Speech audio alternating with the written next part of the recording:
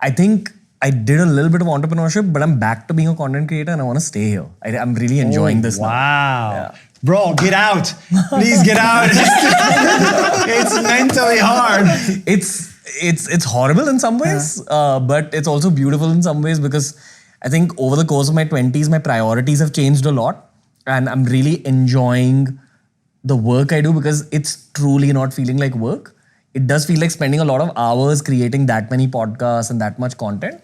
But I think I've started craving heartfelt messages and an impact on people's lives much more than I craved money and numbers and growth in my 20s. But I get to say that because I have a luxury. Entrepreneurship is not money, and that's the biggest surprise. Yeah. I also have the luxury of having really active co-founders who are growing the businesses and allowing me to just chase the content creation game because of the distribution thing you said earlier. Which and is what, that... Sorry.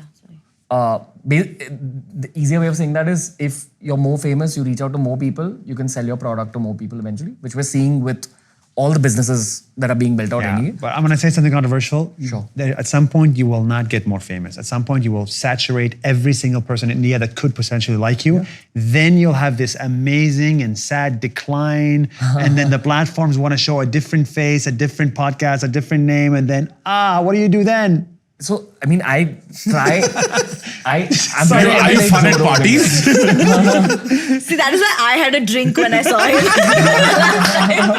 I'm just saying there's a shelf life to creator life. I think so. Yeah. Interesting. I think so. And I intend on exiting creator life at some point. Yes. But also, cumulatively, I have like a bunch of channels. We have a lot... I'm not like number dropping here, but like we have like 20 to 25 million across those channels. I have a huge amount of distribution. Yeah. And the thing is, we're in a country of 1.5 billion people, 1.6, I don't know. What's the number? What, 1.6 billion people? 1.3. But we added 300 million now in the last 10 seconds. So.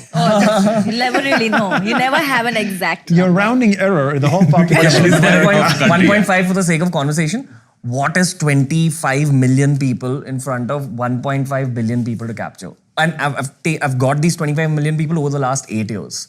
So even if I continue for another 20 years, I think I'll reach a really large number. But also I have an English channel and a Hindi channel. And my intentions with English are very international. My intentions with Hindi are very national. But your problem is not the population of India, it's the social media algorithm. Eventually, they will say, I don't want to give this guy too much distribution because the best interest of YouTube is to have a new Mr. Beast every 5 years. Which is why I'll also be aggressive on my Instagram. Can you tell me why that is? Why will YouTube benefit from creating a new Mr. Beast when there is one already? Because imagine a world in which on YouTube, we only watch Mr. Beast as the +1 creator for the next 30 years. That is not actually in YouTube's best interest. You want new faces. I mean, just like Hollywood, you want. But why can't there be faces. Mr. Beast plus? Because in the content world, there is the power law in which 20% of the creators get 80% of the attention. The power law is massive here.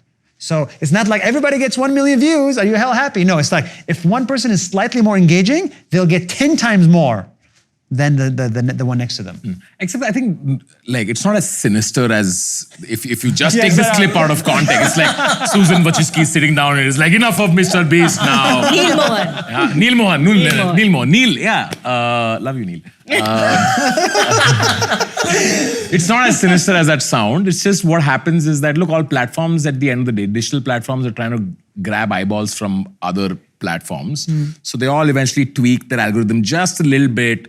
And sometimes it can take creators by surprise that, X thing was working for so long and now it's no longer working. Some of this is a byproduct of just general audience fatigue, which is if I know I'm a type of creator who I'm a binge watch type of creator, which is people come into my shit, they're going to watch me for 3 months and they're like, I get this thing now, but I'm over it and I'm going to move on. So my attrition rate on my viewers, I look at it as, okay, this is a 3 to 4 month game.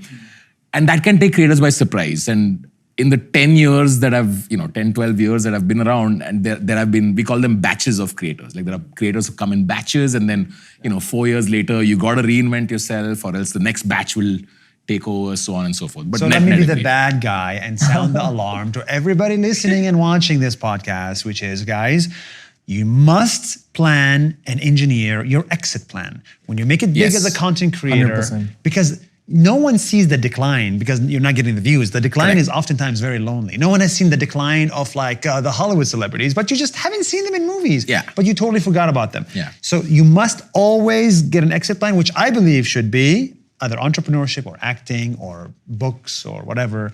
And how long do you think this journey typically is if you make it as a creator? So I would love to hear what you guys think. I think life goes in 7-year chunks. 7 years. How did you come to this number? That's interesting. So we were just talking about it, the 7-year itch. We have something in Hindu culture as well. Right? Does it? 7 years of good luck, bad luck. Interesting. What is the average marriage in India, in the US, and the average marriage in China? It's 6.6 years. Oh, really? Why is that? Is that all? Well, in India, it's probably 70 years, the average.